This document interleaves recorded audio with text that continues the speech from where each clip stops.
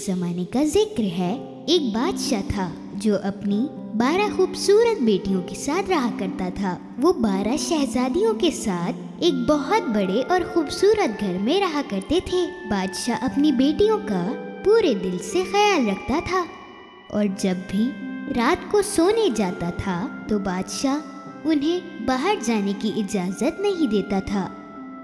پر ہر صبح جب بھی شہزادیاں اٹھتی تھیں تو کچھ عجیب ہو جاتا تھا۔ ان شہزادیوں کے جوتوں کو جیسے کسی نے ساری رات پہن کر ناچ کر رکھے ہوئے ہوں۔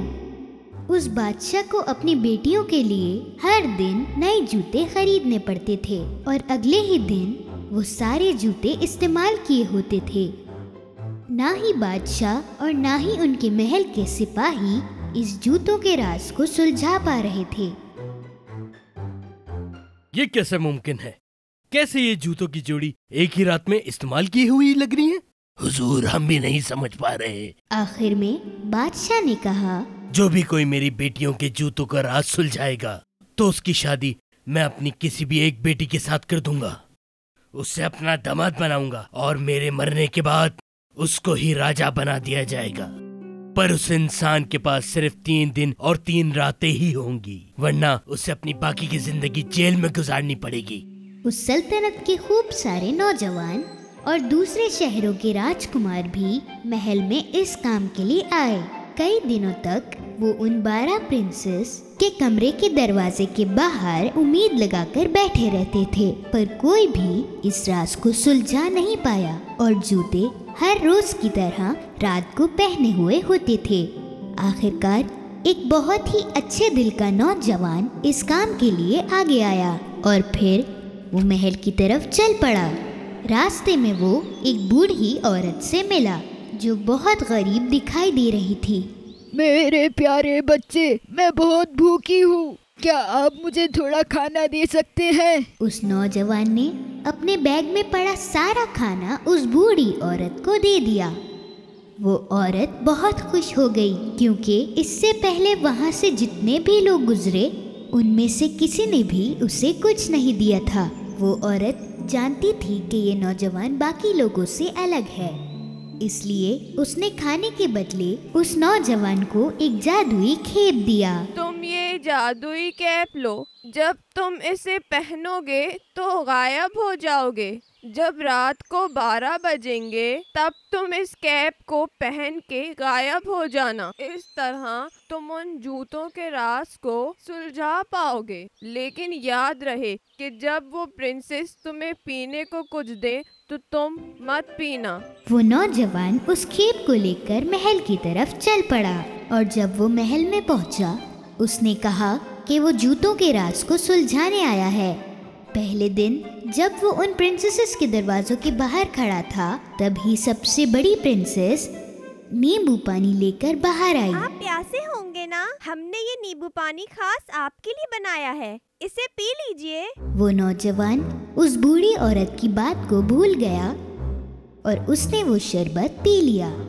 شربت کو پیتے ہی وہ گہری نیند میں چلا گیا۔ پوری رات وہ خراٹے مارتے ہوئے ایک کمرے میں سو گیا جو ان پرنسسز نے اس کے لیے بنا کے رکھا تھا۔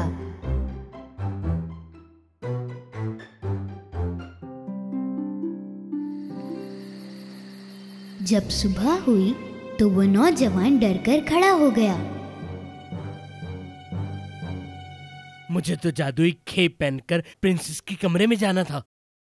دوسری رات وہ پھر سے پرنسسز کے کمروں کے باہر کھڑا ہوا تھا۔ اس بار دوسری پرنسس شربت لے کر باہر آئی۔ اس نوجوان کو باہر کھڑے کھڑے بہت پیاس لگ رہی تھی اور وہ رات کا انتظار کر رہا تھا۔ بنا کچھ سوچے اس نے وہ شربت پی لیا اور وہ پھر سے گہری نیند میں چلا گیا۔ اگلی صبح جب وہ جاگا تو اسے وہ بوڑھی عورت کی بات یاد آ گئی۔ لیکن یاد رہے کہ جب وہ پرنسس تمہیں پینے کو کچھ دے تو تم مت پینا۔ ضرور اس پرنسس نے اس شربت میں نیند کی دوائی ملائی اسی ہوگی۔ وقت بادشاہ وہاں پہنچا۔ 2 دن گزر گئے और अभी तक तुमने उन जूतों के राज को नहीं सुलझाया। अगर आज भी तुम इसे ना सुलझा पाए तो अपनी बाकी की जिंदगी अब जेल में गुजारना। बादशाह ये बात कहकर वहाँ से चला गया। उस नौजवान को आज किसी भी कीमत पर उस राज को सुलझाना था। उसी रात आखिरी बार वो फिर से प्रिंसेसेस के कमरों के बाहर खड़ा हो गया। इस बार सबसे छोटी प्रिंसेस संतरे का शरबत लेकर आई, पर इस बार वो नौजवान जानता था जब प्रिंसेस वहाँ से चली गई, उसने उस शरबत को गमले में फेंक दिया। आधी रात हो गई थी। उस नौजवान ने जादुई खेप पहना और गायब हो गया। हल्के से उसने प्रिंसेसेस के कमरे का दरवाजा खोला और उसने जो देखा वो देखकर हैरान हो गया। सारी प्रिंसेसेस ने अपने सबसे खूबसूरत कपड़े पहनकर नए शूज भी पहने हुए थे। चलो देखते हैं कि वो नौजवान सो गया कि नहीं। एक प्रिंसेस ने दरवाजा खोलकर बाहर झांका और दूसरी ने दीवार पर अपने कान लगाए। तभी उस नौजवान को ख्याल आया कि उसे खर्राटों की आवाज करनी होगी।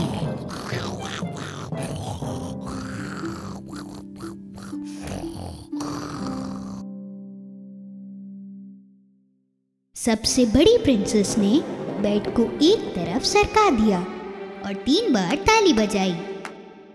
बेड की दूसरी तरफ से एक छुपा हुआ रास्ता खुल गया।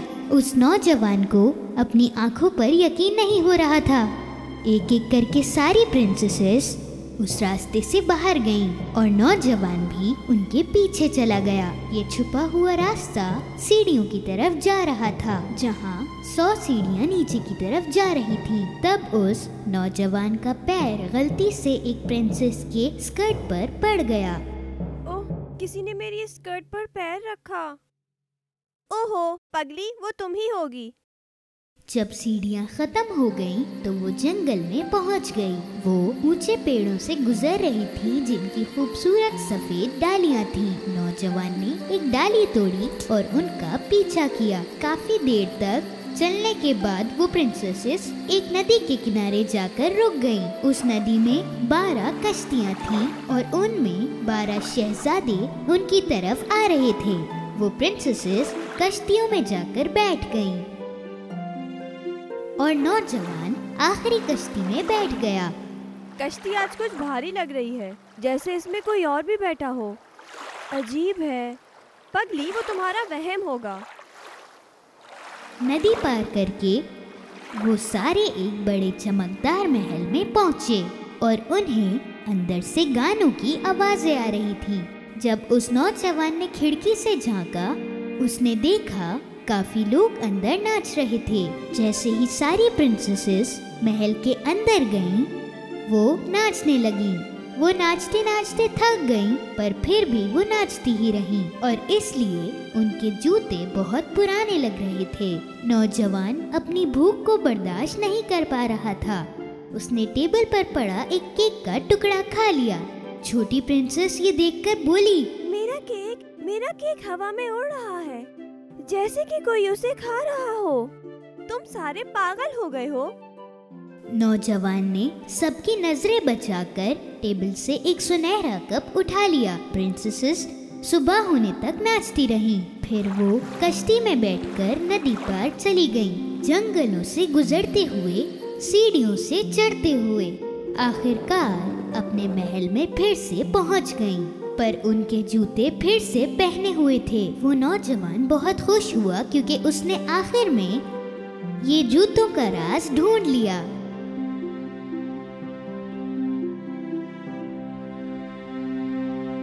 कुछ देर बाद बादशाह उस नौजवान के पास आया। तुम्हारा वक्त आज खत्म हो गया। क्या तुम इस राज को जान पाए? जी हाँ हुजूर, मुझे पता चल गया। और फिर उसने बादशाह को सारी हकीकत बताई। बादशाह ने पहले उसकी बातों पर यकीन नहीं किया, पर जब नौजवान ने बादशाह को सफेद डाली और एक सुनहरा कप दिखाया और बादशाह को यकीन हो गया। और फिर बादशाह अपना वादा निभाते हुए उस नौजवान को अपनी पसंद की प्रिंसेस से शादी करने का हुक्म दिया। नौजवान ने कहा कि उसे सबसे छोटी प्रिंसेस से शादी करनी है। वो 11 प्रिंसेसेस खुश नहीं थी क्योंकि उनका राज अब सबको पता चल गया था, पर वो नौजवान और छोटी प्रिंसेस शादी करके अपनी जिंदगी खुशी से गुजारने लगे।